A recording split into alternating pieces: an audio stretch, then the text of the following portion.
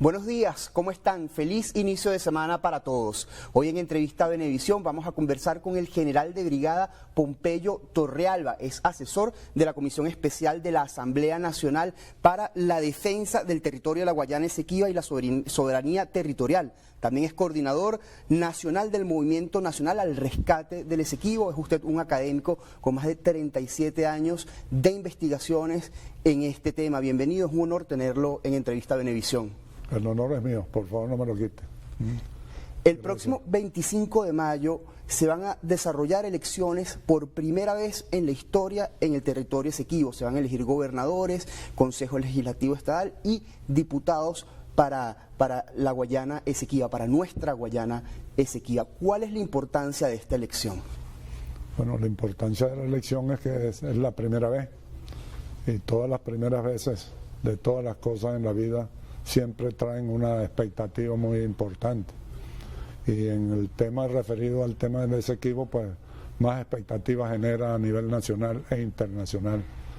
Y entonces allí estamos haciendo un paso primero, como siempre lo he planificado, en el sentido de que necesitamos hacer actos de presencia, necesitamos tener una preocupación muy especial con el tema del Esequibo, por cuanto hubo etapas donde precisamente se había ignorado la actividad en cuanto a nuestra reclamación, al extremo de haber el acuerdo, el protocolo de Puerto España había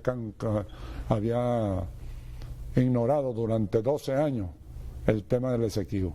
Entonces estamos dando pasos agigantados en relación pues a la recuperación de lo que es nuestro por la historia, por la razón y por la justicia. En su opinión, ¿cuáles son los principales retos y desafíos que van a tener, digamos, el gobernador, por ejemplo, del territorio esequibo, los diputados que pertenezcan a este territorio, incluso los diputados del Consejo Legislativo? Bueno, el principal reto es hacer actos de presencia en la zona adyacente al territorio esequibo, porque precisamente lo he explicado en varias oportunidades. Si uno quiere halagar o enamorar a una dama, lo primero que tiene que hacer es acercársele a ella, conocerla, enamorarla, y después pues se casa con ella o se va a vivir con ella. Entonces eso mismo ocurre con nuestro territorio esequibo. Nosotros tuvimos etapas de la historia del Esequibo donde estuvimos alejados del tema oficialmente, que es un absurdo. Yo pongo un ejemplo: si resulta ser de que a ti te roban un carro y te avisan de que tu carro lo tiene la policía, tú no le puedes mandar a decir a la policía que vas a buscar tu carro el año que viene. Sales corriendo a buscar lo que es tuyo. Entonces nosotros precisamente duramos muchos tiempos para reaccionar positivamente como se está haciendo ahora. Usted hablaba del protocolo de Puerto España. Entiendo que comenzó en el año 1970. El 18 de junio del año 70, con la dupla Caldera-Calvani, donde precisamente por no poder manejar los problemas limítrofes con Colombia y con Guyana, se declararon incompetentes para hacerlo por ambos lados y declararon entonces el problema del Esequibo en un segundo plano, de manera tal que firmaron el protocolo en Puerto España precisamente, y duró vigente durante 12 años. Pero para el peor de los colmos, ese protocolo resulta ser que fue ilegal, por cuanto nunca fue aprobado por el Congreso de la época. Requisito mínimo indispensable para que tuviera validez jurídica. Entonces allí Caldera-Calvani, en el gobierno de Copey, entonces firman ese protocolo y permeó al gobierno de Carlos Andrés Pérez después durante 5 años. Le siguieron dando validez a un protocolo que no tenía validez jurídica. Y entonces fue el presidente Luis Herrera que también le dio validez durante 3 años y medio, y entonces allí lograron hacer una jugada jurídica y dijeron pues de que iba a terminarse el protocolo. Pero ¿cómo es que va a terminarse un protocolo que nunca debió haber comenzado? ¿Y cuáles fueron las consecuencias para el país y para esta controversia de este protocolo?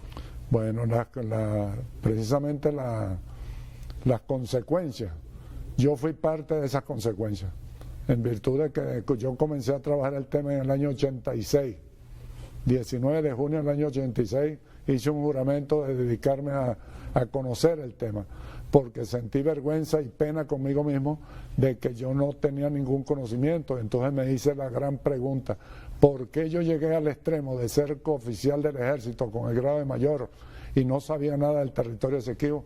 Bueno, las consecuencias fue que se generaron a nivel nacional ignorantes como yo, donde no sabíamos nada absolutamente del territorio Esequibo.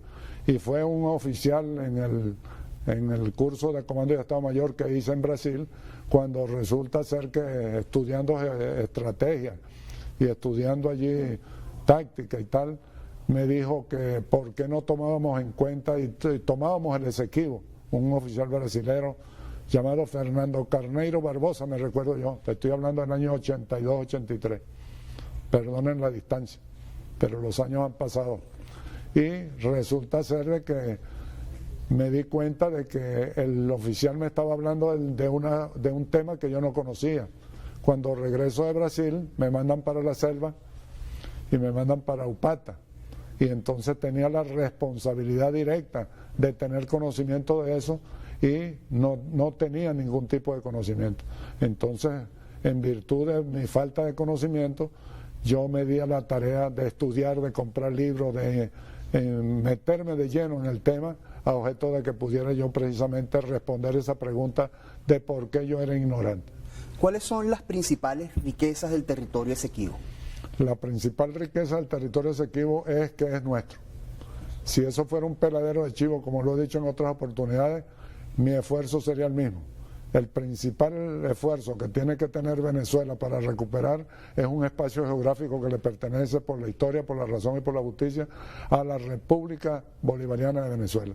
Lo demás es adorno, los demás son recursos naturales, minerales, de toda naturaleza, turísticos, etcétera. Pero lo más importante que tenemos allí es la gente. Mientras no nos ocupemos de la gente, de la cedulación, no tenemos la preocupación de incorporar a esos ciudadanos como ciudadanos venezolanos, tenemos que crearle identidad, tenemos que crearle suficiente amor por Venezuela a objeto de que ellos sepan que está una patria aquí que los está esperando.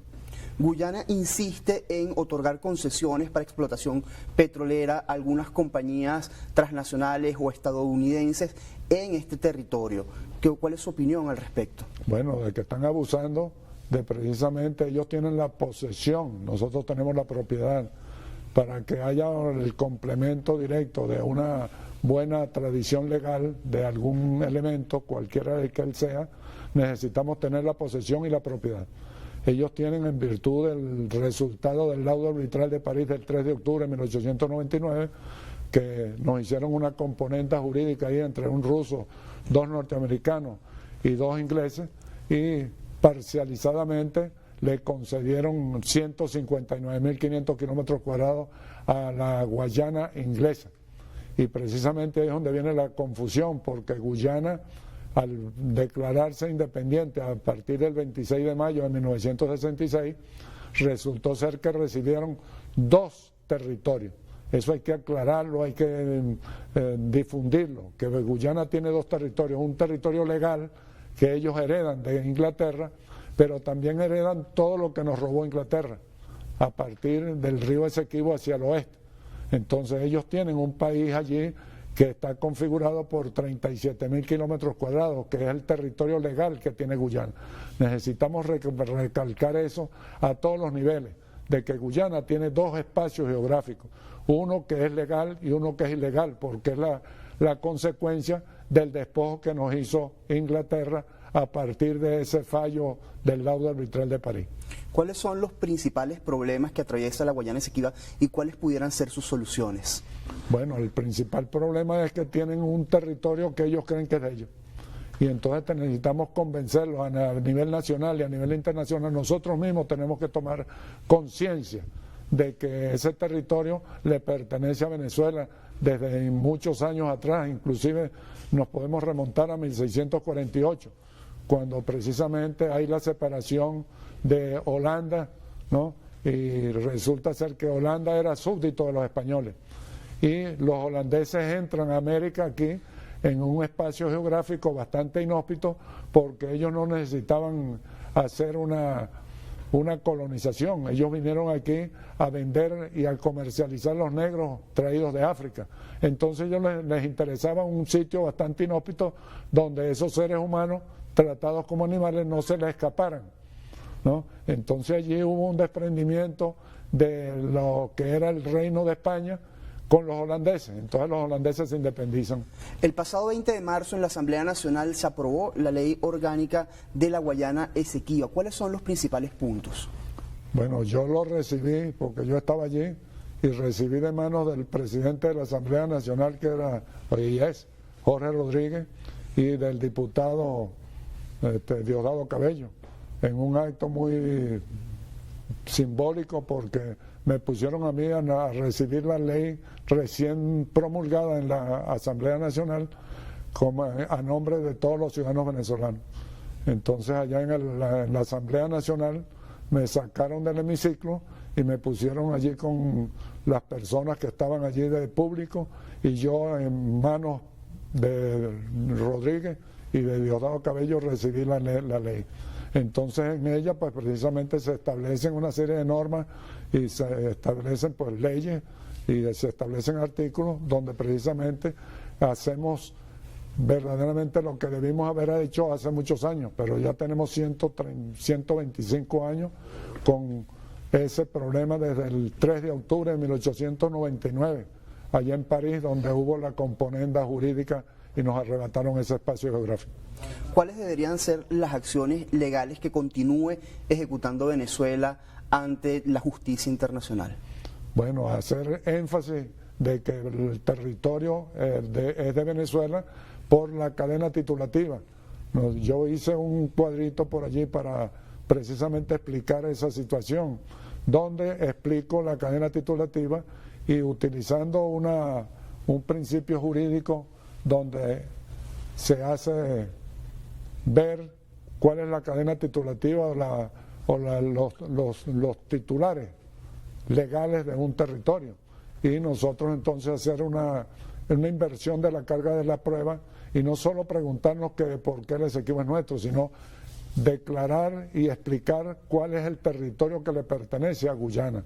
Entonces eso hay que explicarlo bien, porque esa es la inversión de la carga de la prueba, ¿no? Ellos nos dicen que por qué el territorio es nosotros, vamos a nosotros a preguntarles a ellos por qué ese territorio es de ustedes, de dónde sale.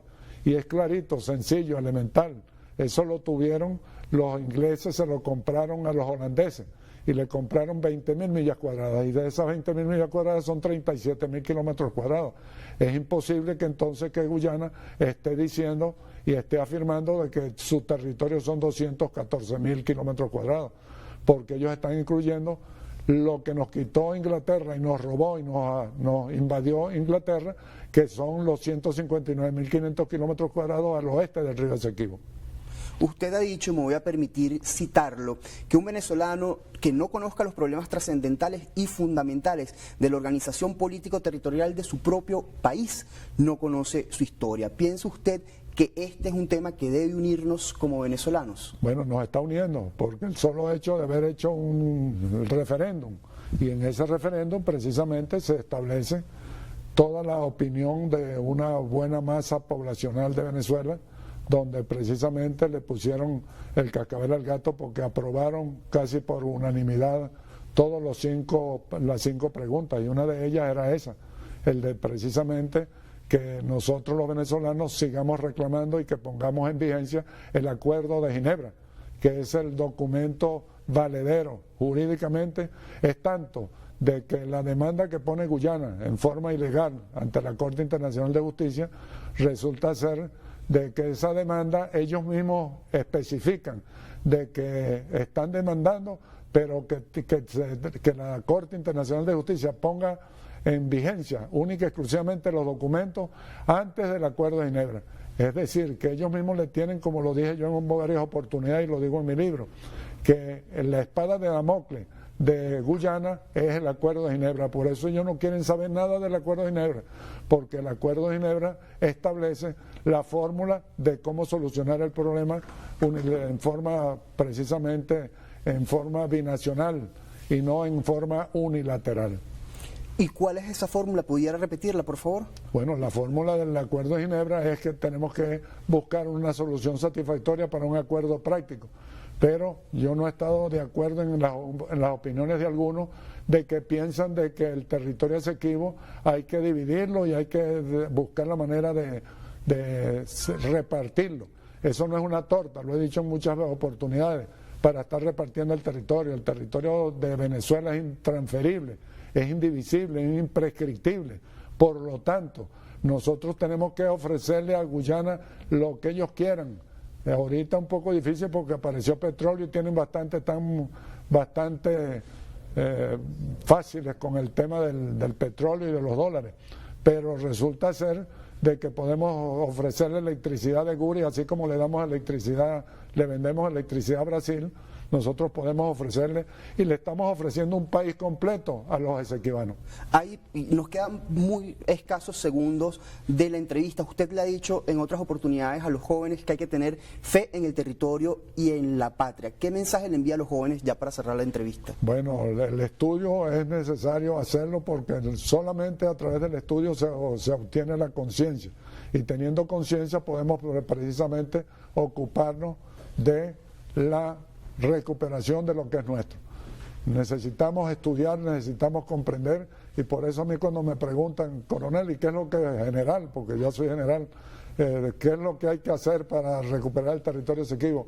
Lo primero es generarle conciencia nacional a todos los esequibanos y a muchos venezolanos también, porque precisamente por la ignorancia nos han dominado más que por la fuerza. Ha sido un placer haberlo tenido en estudio. El placer es mío, por favor no me lo quiten. General de Brigada Pompeyo Torrealba, asesor de la Comisión Especial de la Asamblea Nacional para la Defensa del Territorio de la Guayana Esequiba y la Soberanía Territorial, también coordinador nacional del Movimiento Nacional al Rescate del Esequibo, catedrático con más de 37 años de investigaciones en este tema. A ustedes gracias por su atención, sigan con más de nuestra programación.